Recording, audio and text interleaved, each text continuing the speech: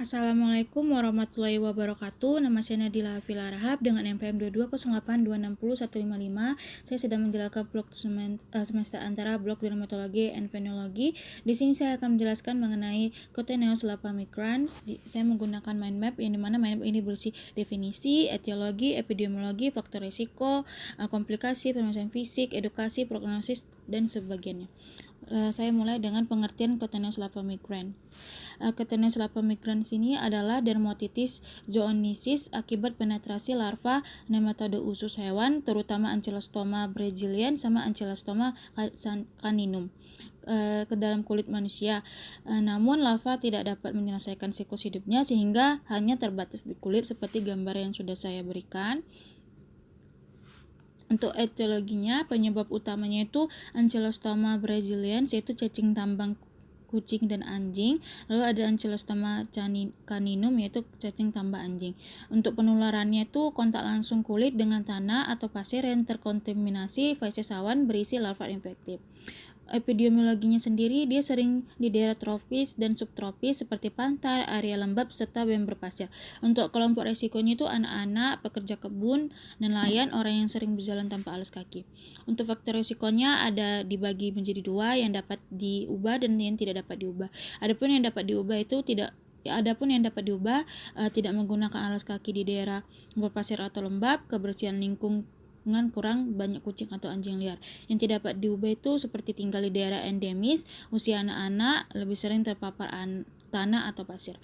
Untuk patogenisnya itu dimulai dari larva filariform menembus epidermis manusia, di mana larva bermigrasi di lapisan epidermis lalu membentuk jalur erythematosa berliku, yaitu serpiginneus, tidak dapat menembus membran basal dermis sehingga hanya terbatas di kulit.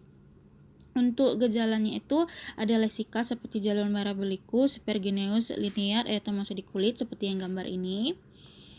Lalu lokasi seringnya itu di kaki, bokong, paha, tangan, area kontak tanah atau pasir. Lalu dia ada gatal intens, pruritus sering lebih hebat pada malam hari. Lalu dapat ada fisikal, papul atau ekskroiosis akibat garukan.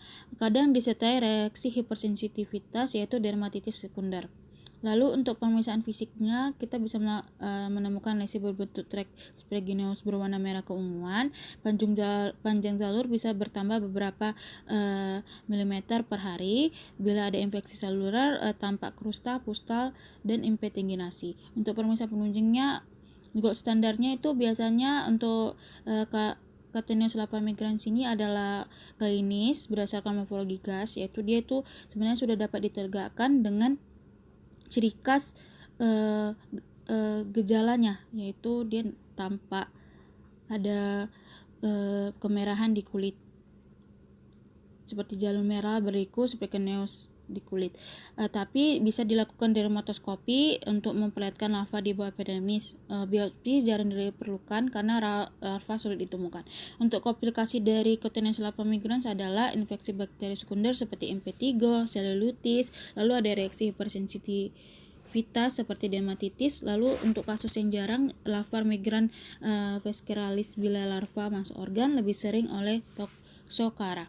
Untuk tata laksananya, farmakologinya itu diberikan albendazole 400 mg per hari per oral selama 3-5 hari, baru ivermectin 2000 per kilogram berat badan dosis tunggal efektif serta obat pilihan.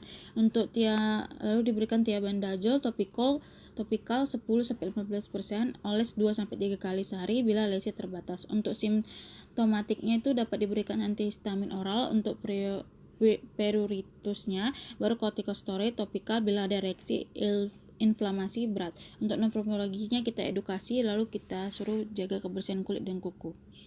Lalu untuk edukasinya itu kita bisa selalu mengingatkan gunakan alas kaki di pantai atau tanah berpasir. Lalu kita suruh hindari kontak langsung dengan pasir atau tanah yang mungkin terkontaminasi feses hewan.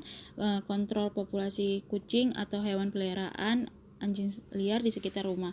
Untuk prognosisnya itu baik. Biasanya itu self-limited, di mana larva mati dalam 4-8 minggu. Namun terapi obat mempercepat penyembuhan dari minggu menjadi hari. Prognosis buruk bila terjadi komplikasi sekunder. Ini referensi yang saya gunakan.